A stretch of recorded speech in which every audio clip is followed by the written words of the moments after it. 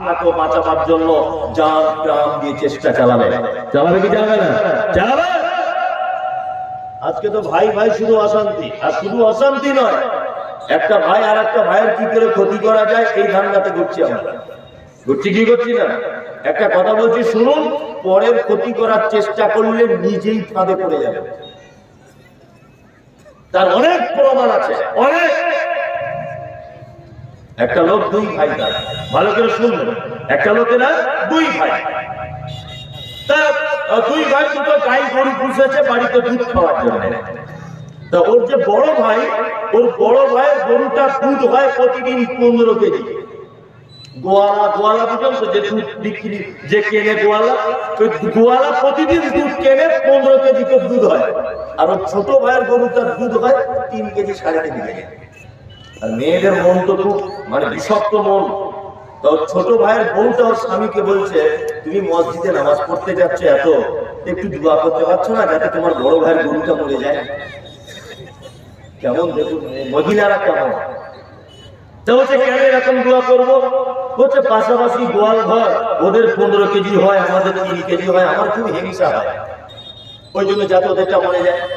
তা ও ভেড়া বইয়ের কথা শুনে দোয়া করছে, আল্লাহ আমার বড় ভাইয়ের গরুটা মেরে দাও।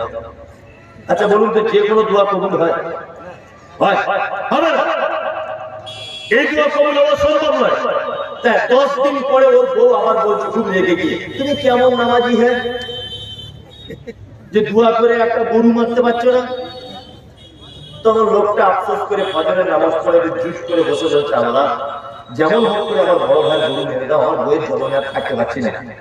দোয়া করছে, দোয়া করতে করতে হাত উঁচু করে আছে, পিছনে ওর মেয়ে এসে বলছে, আব্বা কি হলো বেটি? বলছে গরু মরে গেছে। ও তো আমার বাচ্চা তাহলে তোমার কাজ হয়েছে, মারাত্মক কাজ। বাড়ি গিয়ে ঢুকেছে, দেখছে ওর বউ মুড়া ঝাঁটা, বুঝেন তো ঝাঁটা, ওই ঝাঁটা নিয়ে ওর বউ দাঁড়িয়ে আছে মেন গেটে। নামাজি লোকটাকে ওর বউ বলছে, তোমার ঝাঁটা দিয়ে মেরে মাথার মগজ বার করে দিল। বলছে কেন? বলছে কেমন দোয়া করেছো, আমাদের গরুটাই তো মারা গেছে।